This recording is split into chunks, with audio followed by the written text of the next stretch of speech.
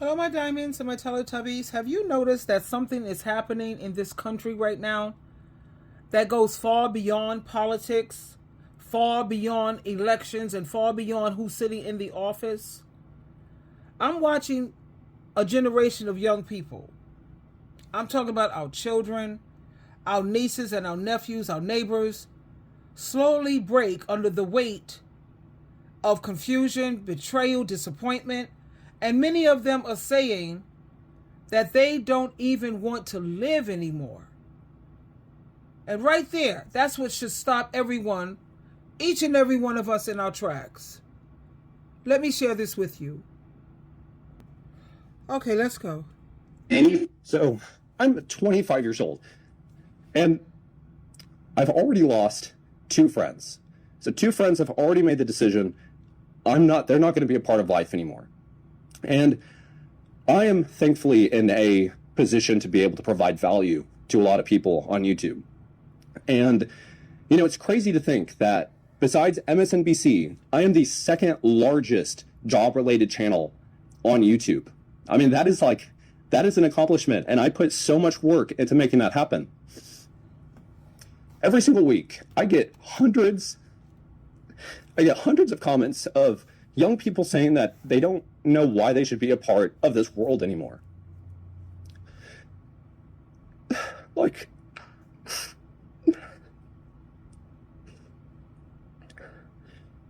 You know how many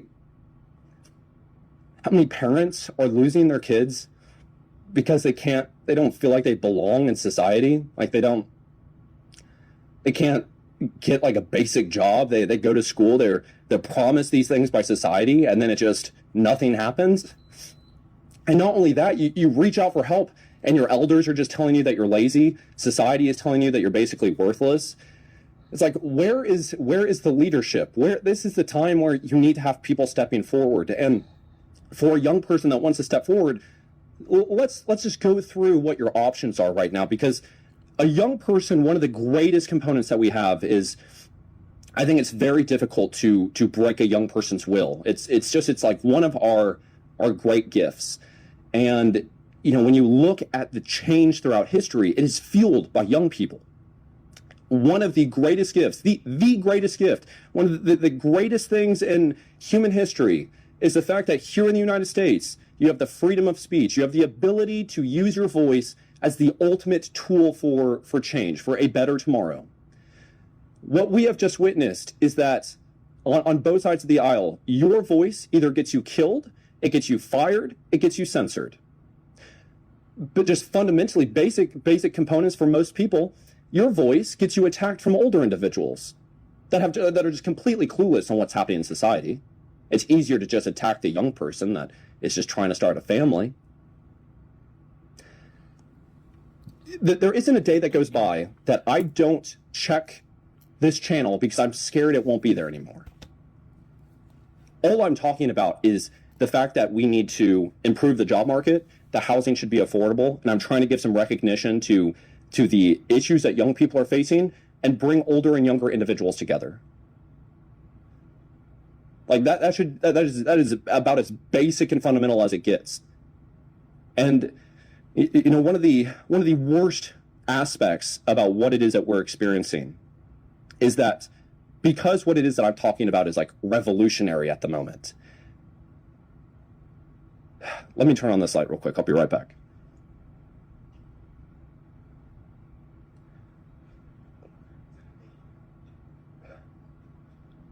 Because what it is that I'm talking about is revolutionary at the moment, the amount of comments that I get of saying he was of sound mind making this video, the amount of times that I show this video to an older individual that I know where they happen to watch it, and I get a text message, I have somebody that sees me and they say, you have to be very careful making these videos.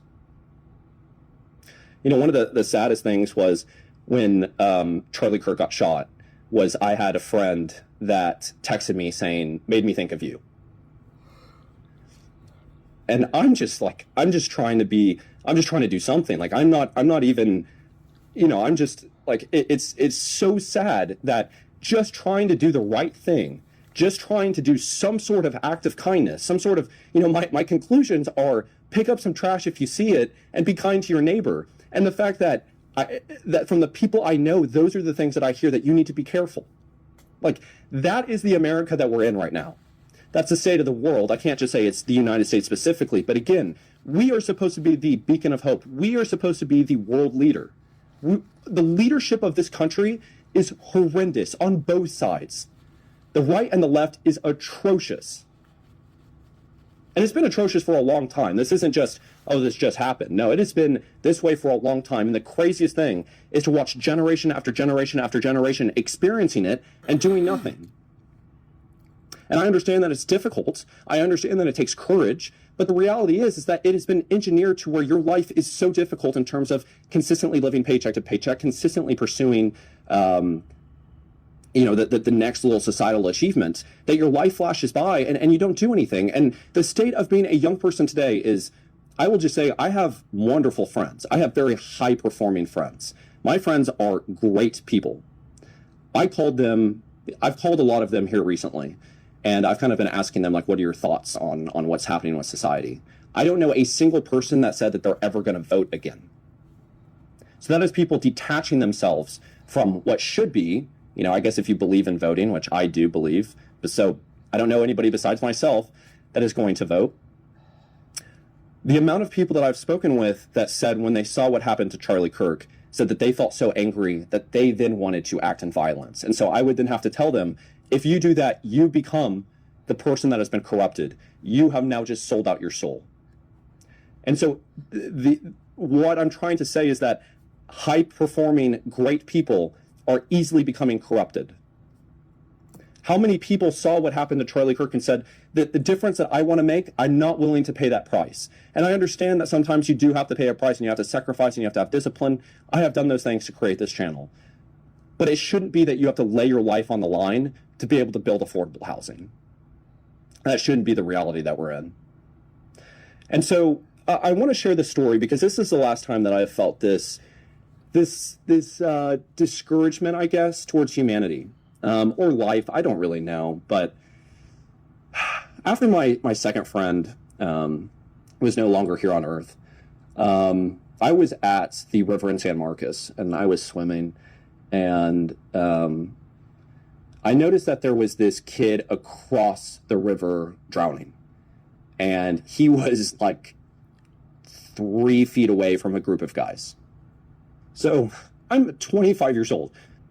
Okay, if you're still watching this video and you find this information to be helpful or you can relate, please hit the thumbs up and subscribe. Let's continue, please. This is another young person. When it comes to Charlie Kirk, no one has the right to take people's life like that. At the same time, Charlie Kirk, he was about division. He wasn't about uniting people. He didn't have a really good mindset. The dude was, I don't know. I have my viewpoint. I'm entitled to it. I don't think that he was on Jesus Christ's team, sincerely. Jesus Christ was all about helping people, trying to look at those who are the have-nots. And for all of those who have, as a Christian, a true Christian, you should be helping those who are the have-nots. But let me share this clip with you with this young man here. He speaks with a colorful tongue, colorful language, so brace yourself. What the fuck is the point of living in America, being a student in America, if I can't fucking live? I woke up today, I have $17 in my bank account. My rent's paid, I'm good for a month. Don't know what I'm gonna do next month. Wasn't able to work last week, so yeah. And I've been bleeding money since I got financial aid.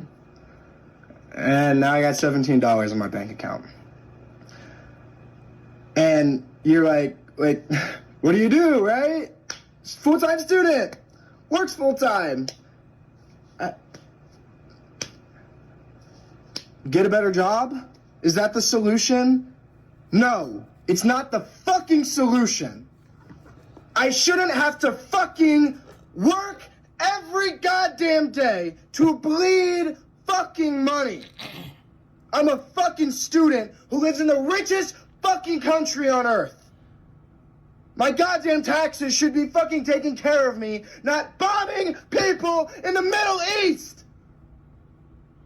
But no! People in America are fucking starving, and our stupid fucking president is building a goddamn ballroom with money he put in his own fucking pockets.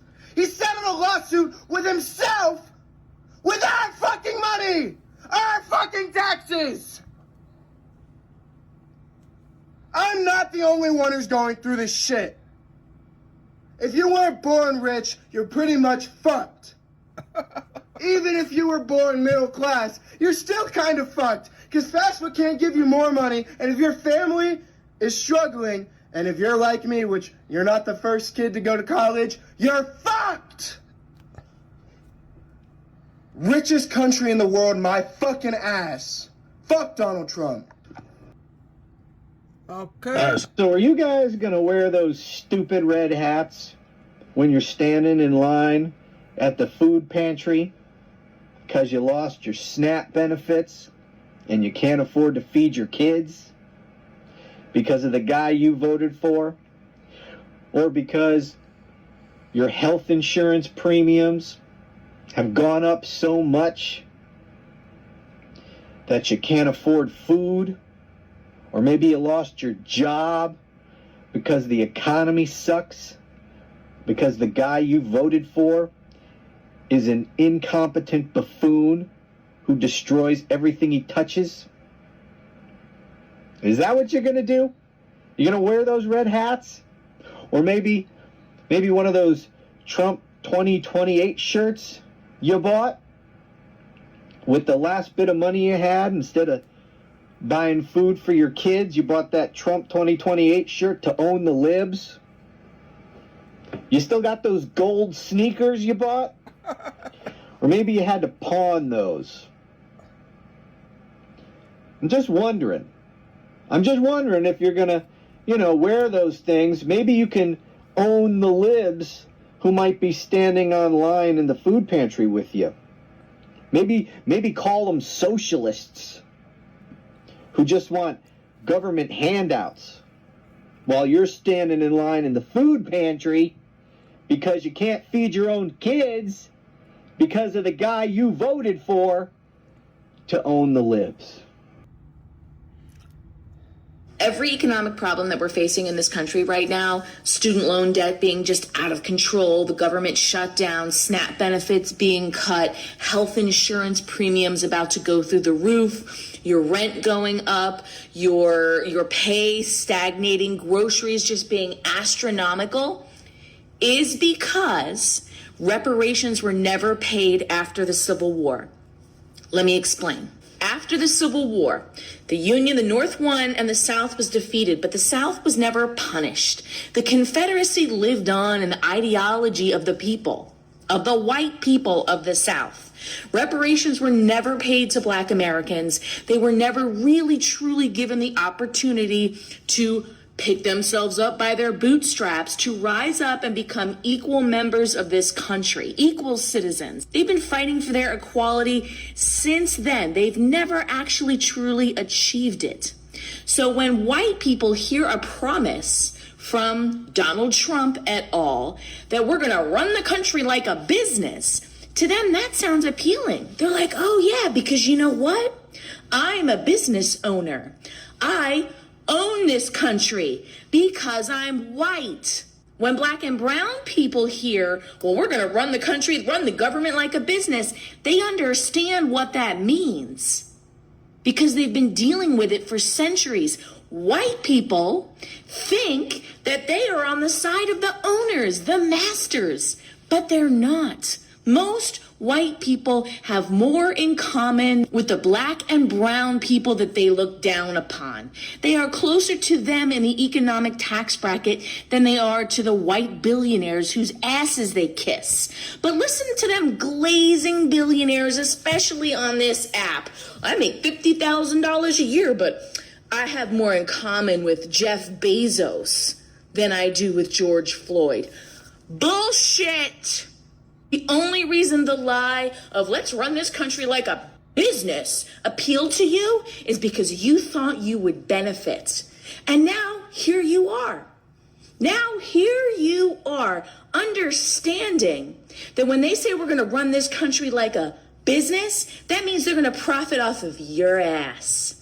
That means that if you take $100,000 loan out to go to college, you will be in debt to the federal government until the day you fucking die. You borrowed 100 grand, prepare to repay 300 grand. Because they're running the government like a business now. And guess what? You're a customer, not an owner. The government exists to serve us, not to profit off of us. And we will continue to have these problems until y'all get your fucking minds right. Don't forget to hit the like and the thumbs up and leave your comments, please, and subscribe. We gotta. What does the next decade look like with the generation of young men coming up trying to work their ass off that aren't seeing anything? The amount of people that are working hard, doing everything they can to put food on the table, put a roof over their head, provide for them and their family, and just them and their wife and their husband, whoever, is now in a world where if they work harder, they're not making enough money. And when they're not making enough money, they're being told it's because they're not working hard enough. They were able to do it. Grandma was able to do it. Uncle was able to do it. Sister-in-law was able to do it. Why can't you do it? Huh? You must not be working hard enough. You must not be doing it right. You need to stop being lazy. Pick yourself up by the bootstraps. What's the mental health of this country going to look like in the next decade if this continues? We already have the highest level of mental health, lowest levels of mental health amongst the Gen Z and young millennials that I believe historically has ever been registered. I don't know how long we've been studying that, but it's not good. Since COVID, it's not good.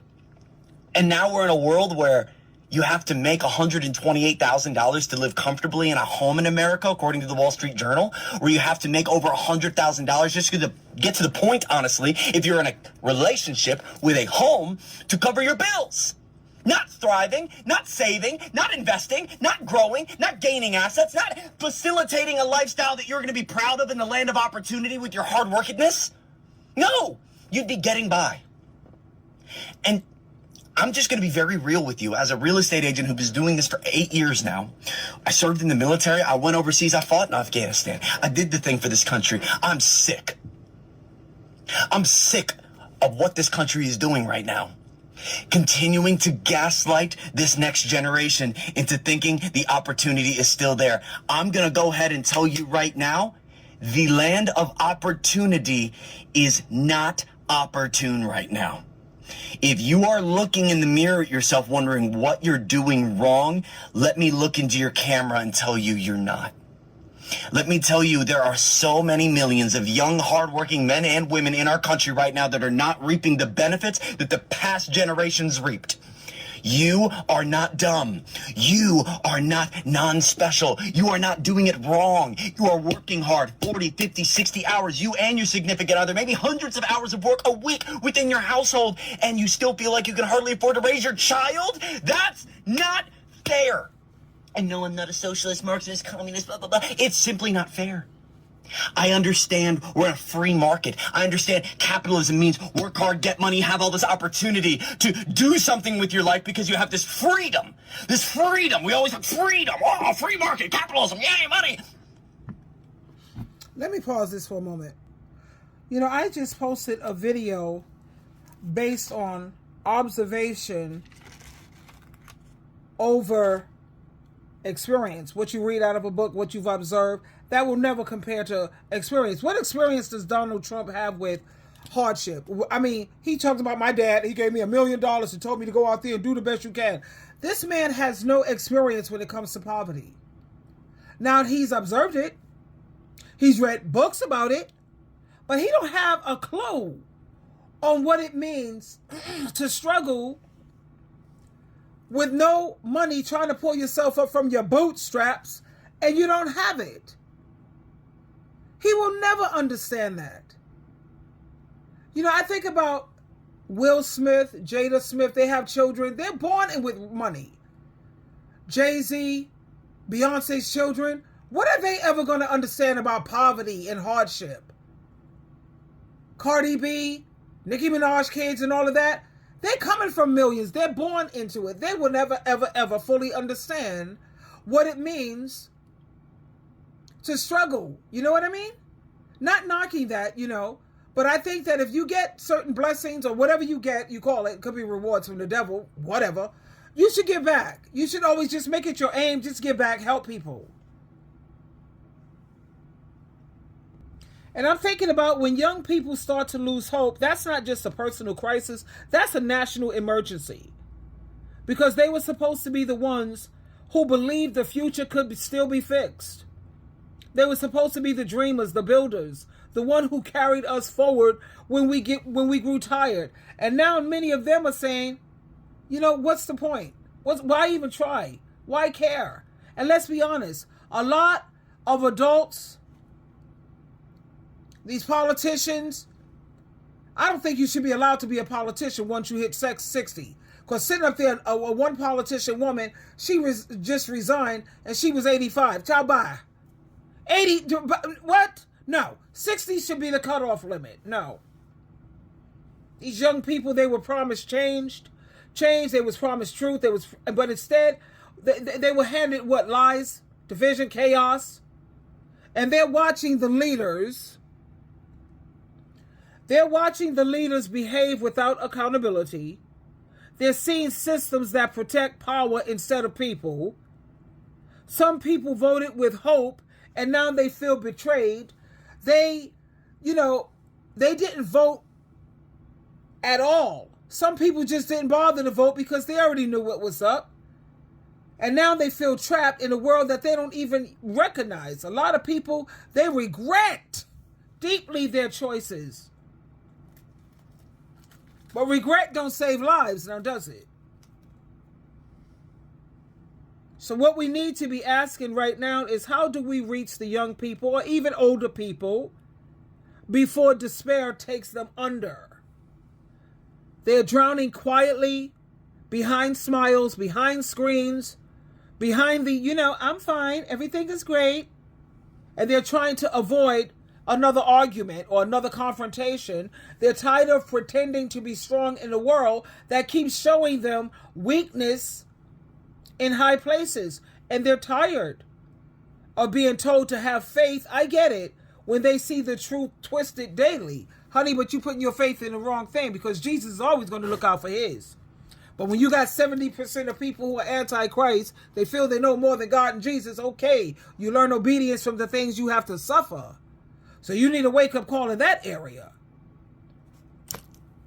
And if we keep ignoring these young people's cries and these older people and middle-aged people and brushing off their pain and calling it drama, we're going to lose some of the brightest, the most sensitive, the most thoughtful people that this world has ever had. And that saddens me. And instead of them teaching the kind of courses that they should be teaching, the moment you hit 7th grade, you're 12 years old, this is what they should be teaching you. They should be teaching you real life skills that will prepare you for your adulthood, not just memorizing things that you'll never use. Now, I have a list of what they should be teaching by the time you hit 12 years old. You want history and all that other crap? Learn that in college. But you have to learn how to operate in the real world. They need to be teaching financial and money management, how to budget and save money, understanding income, expenses, and emergency funds, understanding credit and debit, how credit cards, loans, and interest rates really work, how to build and maintain good credit, steps to raise your credit score and why it matters. What about how to file taxes? Step by step on how to fill out tax forms and avoid mistakes. They need to be teaching investing 101, stocks, bonds, mutual funds, ETFs, and how compound interest grows wealth. They need to be teaching real estate, basic real estate, how to buy, rent, and manage property, entrepreneurship, how to start a business from scratch, including marketing and management. And when it comes to careers and life skills, teach you how to do job interview skills, how to present yourself and answer questions confidently, how to build your resume and your portfolio, how to write a strong resume and show off your skills. They need to be teaching you how to network and communication skills, how to build connections that open doors, understanding the workplace, your rights, labor laws, discrimination, and fair pay, how to express your ideas clearly and lead other people effectively. They need to teach you managing your emotions, having empathy, and building healthy relationships. What about stress and time management? How to balance your school, work, and personal life. How to handle disagreements respectfully. Thinking through consequences before acting. And what about how to cook healthy meals? Teach that. How to cook on a budget. How to rent or buy a home. Understanding mortgages, lease, and renters' rights. Fix basic things around the house. Home maintenance 101. Understanding health insurance, car insurance, life insurance, and home insurance. And they need to explain these things simply. How to drive safely and handle emergencies. Real defense driving. How the government and the taxes really work, so young people can understand where their money goes.